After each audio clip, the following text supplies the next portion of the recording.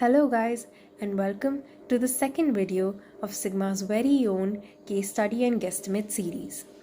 I am Sanskriti Mittal, a manager at Sigma, and today we are going to discuss the bottom-up approach to solve a guesstimate.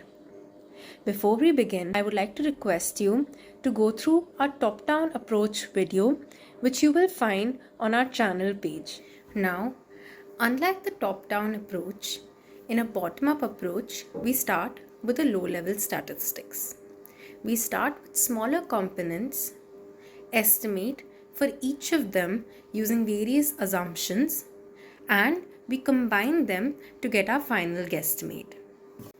Let us now solve an example problem to understand this approach better. Ria, a deputy manager from our club, will be joining us today to get an interview perspective of this guesstimate. Hi Ria. Hi Sanskriti. Should we begin? Yes. Alright. So today your problem is to find the number of students crossing the NIT Trichy gate in one day.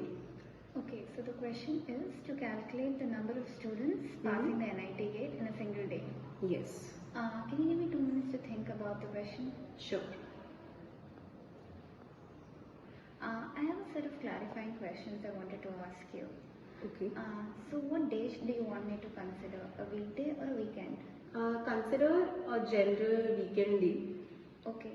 And also what mode of transport do you want me to consider the students using? Cycles, bikes, buses? Consider every possible mode of transportation that a student can use inside the hostel. Inside the college. Okay. Do you want me to consider both the entry and exit leaves? Yes, consider both. Okay, thank you. Note how the second question asked by the candidate might seem irrelevant for solving this guesstimate. However, it is always advisable to ask all your doubts at this portion of the guesstimate, because asking any clarifying questions further ahead might seem unprofessional. Can I have 2 minutes to come up with a formula for the guesstimate? Yeah, go ahead.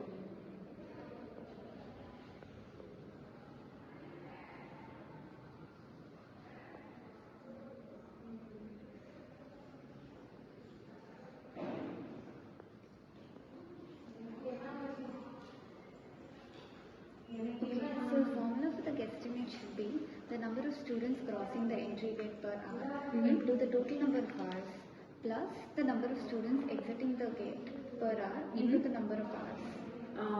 Okay, Ria, yeah, that sounds fair. You can go ahead. Okay, can I have 2 more minutes to come up with a framework for the same? Sure, Ria. The candidate comes up with a crisp guesstimate formula showing her clarity of thought process. This also helps her in defining the variables she needs to estimate for. This is the framework I'll be following for this guesstimate. I've divided it into 2 segments, the exit gate and the entry gate. The exit gate can again be broadly divided into the non-active hours and the active hours. Active hours can again be classified into highly busy hours and less busy hours.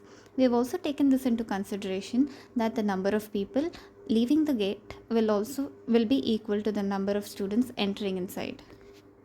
Okay, Ria, can you please justify your consideration, your assumption that you've made? Have you considered those students who will be using only one gate in a day? They won't be completing the cycle? Yes, Sanskriti, I'll take that into consideration during my calculations. Okay, Ria, please proceed with the calculations. So here I'm assuming that in a highly busy hour, approximately 12 people cross the gate in 10 minutes, which accounts to 70 students per hour. And during the less busy hours, 5 people cross the gate in 12 minutes, which accounts to total of 25 students per hour. Here is also a table I have made for the hour division for the day. Looks good, Ria. Let's proceed with the final calculations. Based on the formula discussed earlier, I'll now be making my final calculations. I'll start by multiplying the number of hours with the number of students assumed in each category, which accounts to a total of 690 students exiting the gate. I'll now multiply this number by 2 because of the entry gate and the exit gate, which is a total of 1380 students. I would also like to point out that a student might consider leaving on a Saturday morning for the weekend and return back on a Sunday night, and hence I'll consider a plus or minus 5% error to this number calculated. Okay, Ria, that was an impressive assumption. However, since this is a guesstimate, you don't have to consider the error percentage. Okay, Ria, do you think there's any way you can check if the number that you found is realistic or not? Yes, sure. I think we can do a sanity check. Alright. So we can start by dividing the total number of students as calculated before and divide it by the total number of active hours. Okay. On dividing the total number of students by the 14 active hours, I get a total of 98 students. I further continue to divide 98 by 2, considering the 2 lanes, which approximates to 49 students. Okay, Ria, can you justify the number that you've just found? Do you think 49 students crossing the gate in an hour is a fair number?